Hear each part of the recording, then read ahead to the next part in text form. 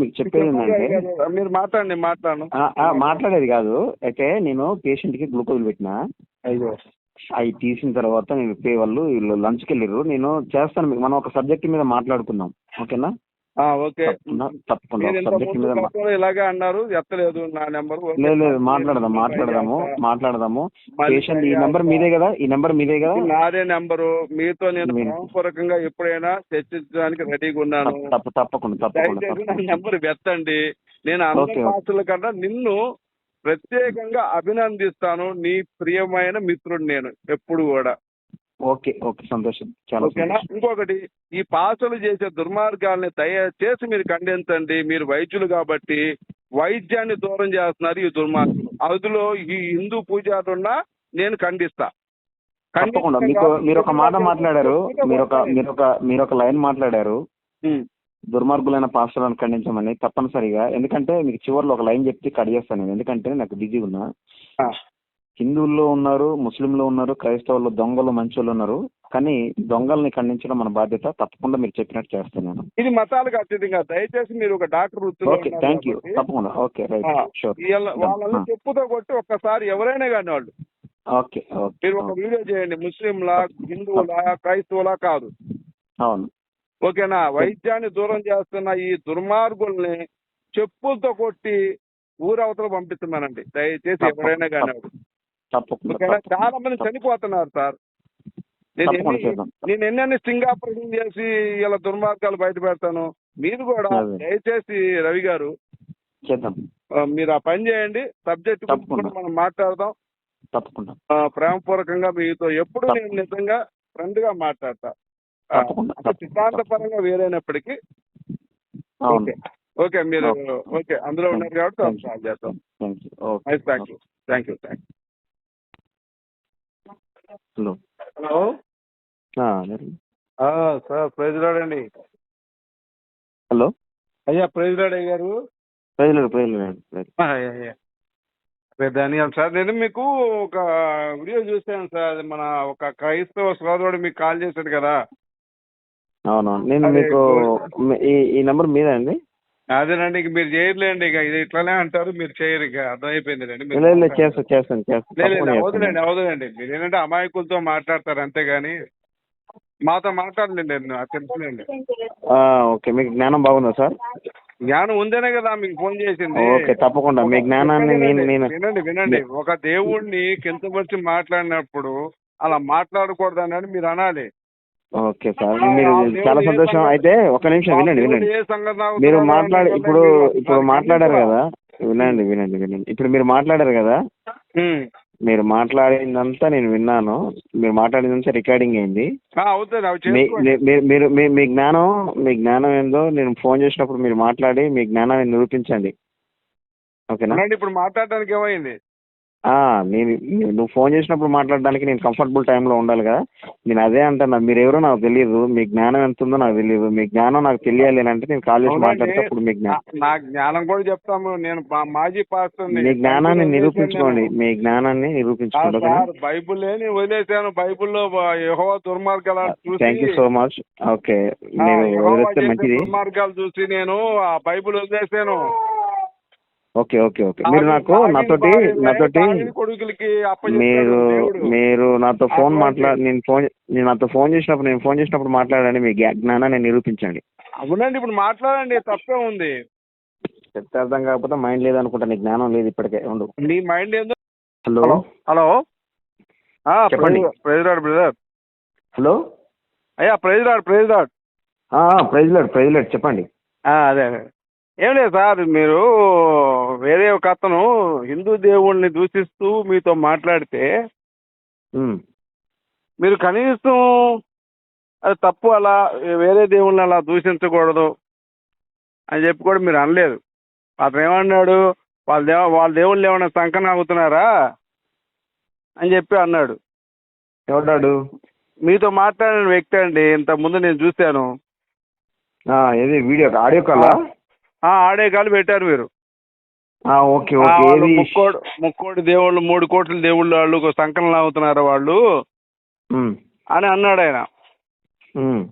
అలా తిట్టకూడదు కదా వేరే దేవుళ్ళని మీరు ఒక పోరాట యోధుడిగా ఇప్పుడు హిందూ దేశంలో పుట్టినటువంటి వ్యక్తిగా, ఒక మాజీ హిందువుగా నువ్వు కూడా స్పందించాలి కదా. తప్పు, ఇది మా పూర్వీకులు కూడా హిందువులే, హిందూ దేవుళ్ళని తిట్టడం తప్పు అని అనాలి కదా మీరు. నాకంత అర్థం కాదు, నాకు ఎక్కడ అది అన్నాడు. మీకు నేను తమిళను కూడా చెప్తాను. ఆయన మీకు ఫోన్ చేసి హిందువుల దేవుళ్ళని తిడతా ఉన్నాడు, మీరు కనీసం ఖండించలేదు. ఎవరైనా నాతో మాట్లాడిన క్రిస్టియనా? క్రిస్టియనే. క్రిస్టియన్. ఓహో, లాస్ట్ టైం పెట్టిన వీడియోనా? Okay okay okay okay. అదే ఆయన ఏం మాట్లాడాడంటే, మీరు ఫస్ట్ ఎవడు ఈ కరుణాకర సుగుణగాడు, లలిత్ కుమారు వీళ్ళంతా ఉన్నారు కదా, వీళ్ళు పొద్దున్న లేస్తే క్రిస్టియన్ వాళ్ళని తిడతారు, కానీ వాళ్ళ దాంట్లోనే శుద్ధ తప్పులు ఉన్నాయి. వాళ్ళది వాళ్ళు కడుక్కోలేక మన మీద పడి ఏడుస్తూ ఉంటారు, ఇది సార్ అది సార్ అనేసి నాకు ఎక్స్ప్లెనేషన్ చేశాడు ఆయన. కాదండి, ఆయన తిట్టుతున్నాడు అనేది కాదు, ఆయన వచనాలు అధ్యాయాలు చూపించి ఇందులో ఇది ఉంది అని చెప్తున్నాడు. బైబిల్లో ఏది ఉందో అది చెప్తున్నాడు ఆయన. నేను ఫాలో అవుతున్నాను కదా, మీ యూట్యూబ్ ఫాలో అవుతున్నాను, అతని యూట్యూబ్ కూడా ఫాలో అవుతున్నాను. ఇప్పుడు ఒక దేవుడు, ఇప్పుడు మీరు కూడా రవి, మీ నాన్నగారు కూడా హిందువే, మీ తాతగారు కూడా హిందువే, మీరు కూడా హిందువులే. ఇప్పుడు మతం ఇప్పుడు మీరు దేవుని తెలుసుకున్నారు, నేను కూడా దేవుని తెలుసుకున్నాను నేను గతంలో. కాబట్టి ఏంటంటే మన మూలాలు మనం మర్చిపోకూడదు కదా రవి గారు. ఇప్పుడు మూలాలు అంటే ఏంటో చెప్పండి బ్రదర్. మన మూలాలు అంటే మనం పుట్టినటువంటి ఏదైతే హైందవ ధర్మం ఉందో, మన మూలం ఆ సనాతన ధర్మం. హైందవ ధర్మం అంటే ఏంటో చెప్పండి. హైందవ ధర్మం అంటే ఏంటో చెప్పనా? ప్రతి జీవిని ప్రేమించేవాడు, సాటి వ్యక్తిని గౌరవించేవాడు, అతిథిని దేవుడితో సమానంగా చూసేవాడు, పెద్దల్ని గౌరవించేవాడు, భగవంతుణ్ణి శిలగా పూజించేవాడు, అలాగే ఆకారం కలిగి పూజించేవాడు, నిరాకారంగా కలిగి పూజించేవాడు, ప్రపంచంలో అందరూ బాగుండాలి, సర్వే జన సుఖినో భవంతు అని రోజు అతను స్మరించుకునేవాడు హిందువు. అలాగే చేస్తున్నారు కదా, అందరూను అలాగే చేస్తున్నారు కదా. మీరు కాదు కదా, మీరు హిందూ దేవుళ్ళని తిడతా ఉన్నారు కదా, అందులోని మీరు ఒక ఆనందాన్ని పొందుతున్నారు. వినండి, హిందూ దేవుళ్ళని తిట్టేది మేం కాదండి, క్రైస్తవ దేవుడిని తిట్టే కరుణాకర్ సుగుణగాడు, లలిత్ కుమార్ గాడు, ఆడు బొక్కల డాక్టరు, ఆ ఎక్స్ క్రిస్టియన్ ప్రవీణ్ గాడు, ఆ గోపి గాడు, ఈ రాధా మనోహర్ ఉన్నాడు కదా మా బామ్మది రాధా మనోహర్ దాసు, వాడు వీళ్ళు మాత్రమే ఈ దుర్భాష. ఎవరిచ్చారా మీరు పిల్లనిచ్చారా ఆయనకి? వాడు నా బామ్మది కాలేదు కదండి, రాధా మనోహర్ గారికి పెళ్లి కాలేదు కదా. వాడు నా బామ్మర్ది అని అంటారు. నా బామ్మర్ది అంటే నేను ఎవరిని ఎవరిచ్చినట్టు అనుకున్నా నేను. మీ పేరేంటి ఏమండి? మీ పేరేంటి? నా పేరు దానియల్ సార్. దానియల్ కదా, సరే. ఇప్పుడు నా ప్రశ్న ఒకటి అడుగుతాను, చెప్పండి. వినండి, పాపాల కోసం అడగండి, ప్రశ్న అడగండి. మీ ప్రశ్నకు ముందు ఒక మాట, మీ ప్రశ్న అట్లనే గుర్తుపెట్టుకోండి, నన్ను అడగండి, నేను చెప్తాను. నేను మీ ఈడున్నాడు కదా రాధా మనోహర్ దాస్, వాడు నా బామ్మర్ది అని అంటే మీరు ఎప్పుడో పిల్లలు ఇచ్చి ఉండొచ్చు, అది మనకు తెలియదు.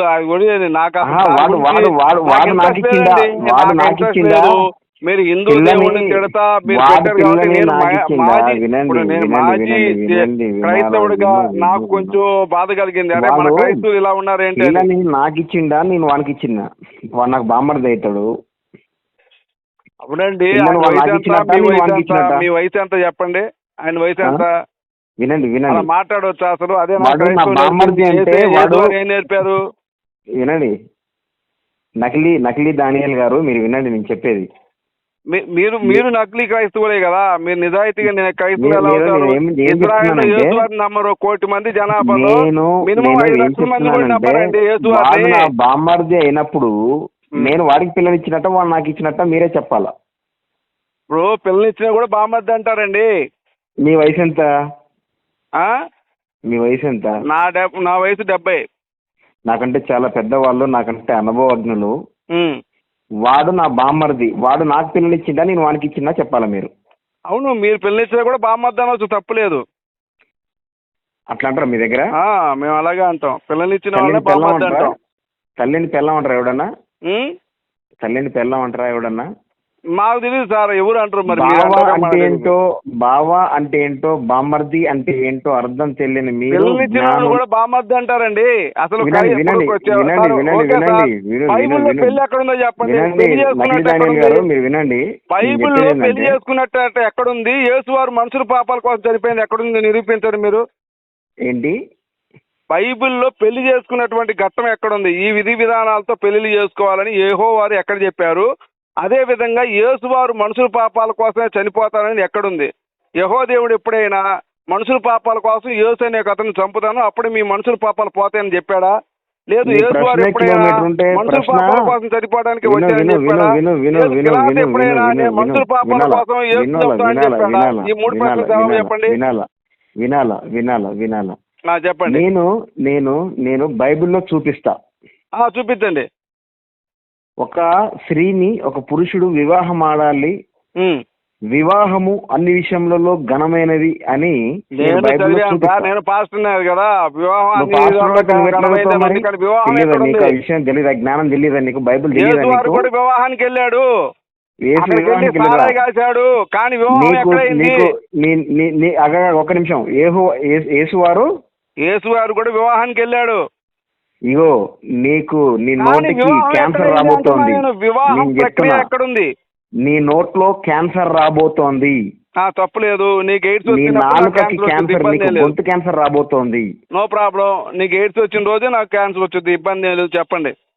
నాకు అటువంటి రోగాలు ఆయన మహాదేవుడు కాబట్టి నాకు ఏడు. నువ్వు ఆయనను పట్టుకొని ఆ మాట అన్నావు కాబట్టి నీ నోట్లో క్యాన్సర్ రాబోతుంది. నీకు ఎయిడ్స్ వచ్చిన తెల్లారి నాకు కూడా క్యాన్సర్ వచ్చే అవకాశాలు ఉన్నాయి, ఇబ్బంది ఏం లేదు. ఇది వద్దు నాకు. మనుషుల పాపాల కోసం యేసువారు చనిపోయిన అంశం చెప్పండి. పెళ్లి ఎక్కడ జరిగిందో చెప్పండి. ఎవరి పెళ్లి? నీ పెళ్ళే నా పెళ్ళే? నా పెళ్లి నీ పెళ్లి ఎందుకు? బైబిల్లో పెళ్లి ఎక్కడుంది? పెళ్లి ఎందుకు లేదు? పెళ్లి ఎక్కడుంది చెప్పండి సార్, నేను చదువుతాను. వివాహం విను విను విను విను విను విను విను విను విను విను విను విను విను విను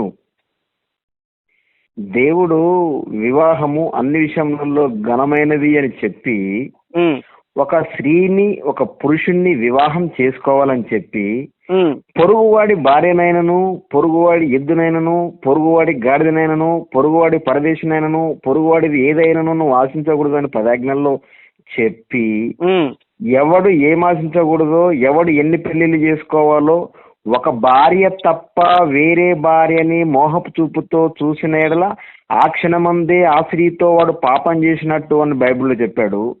వేరే స్త్రీని పెళ్లి చేసుకున్న, ఒకవేళ ఒక భార్యని చేసుకొని దానికి విడాకులు ఇచ్చి వేరే వివాహం చేసుకుంటే వాడు ఆ స్త్రీతో వ్యభిచారం చేశాడు అని మత్తయి సువార్తలో చెప్పాడు. చెప్పేది మైండ్ పనిచేస్తుందా? మైండ్ ఏమో బ్లాక్ అయిపోయిందని ఇది నీకు అర్థమవుతుందా? పెళ్లి చేసుకోని చెప్పింది అదే కదా వివాహం. రోజు మాటలు మాట్లాడక మాట్లాడక మైండ్ పనిచేస్తుందా లేదా? మైండ్ పనిచేస్తుందా? పొరుగు వారు కంపిస్తా అని చెప్పి ఎందుకు చెప్పినట్టు వినవయ్యా, వినో చెప్పవయ్యా, చెప్పు. మైండ్ పని చేయకపోతే ఫోన్ లో కాకపోతే దగ్గరకు వచ్చి మాట్లాడు. నీకు మైండ్ పని చేసిన తర్వాత నేను వాక్యం చెప్తాను. వివాహం చేసుకోవద్దని బైబిల్లో చెప్పుందా నీకు ఎక్కడైనా? వివాహం చేసుకోకూడదు అని చెప్పాడా దేవుడు? అరే అట్ట కాదండి, నేను అంటుంది వివాహం ఎక్కడుంది అని అడుగుతున్నాను మిమ్మల్ని. ఇప్పటిదాకా చెప్పింది నీ భాషలో చెప్పాలంటే అజ్ఞానపు భాషలో చెప్పాలంటే, మీ అజ్ఞానపు సామెతలో చెప్పాలనంటే సీతారామ కథ విని పొద్దున్నే లేచిన తర్వాత సీతారాముడికి ఏమైతుందో నటిగడేవాడు కూడా తాళి కడుతున్నారు ఈ ప్రక్రియ తెలియకుండా. చర్చిల్లో కూడా తాళి కడుతున్నారు ప్రక్రియ తెలియకుండా.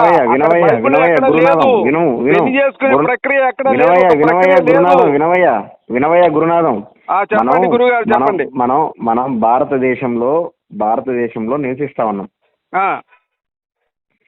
భారతదేశ సాంప్రదాయాలు కట్టుబాట్లు అంటే హిందువులు కాదు. బాగా గుర్తుపెట్టుకో. అవునా? విను, నీకు తెలియదు. వాడు కూడా బుడంకాయ గారు ఏదో చెప్తే విను విను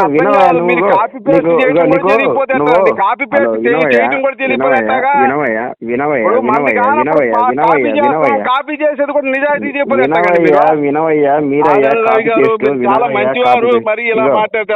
hello hello hello hello hello hello నేను చెప్పేది విను. నీకు ఇక్కడ జ్ఞానం నేర్చుకో ఫస్ట్. నువ్వు మొన్న కాల్ చేసిన రోజు నాతో ఏమని చెప్పినావు నువ్వు లాస్ట్ టైము?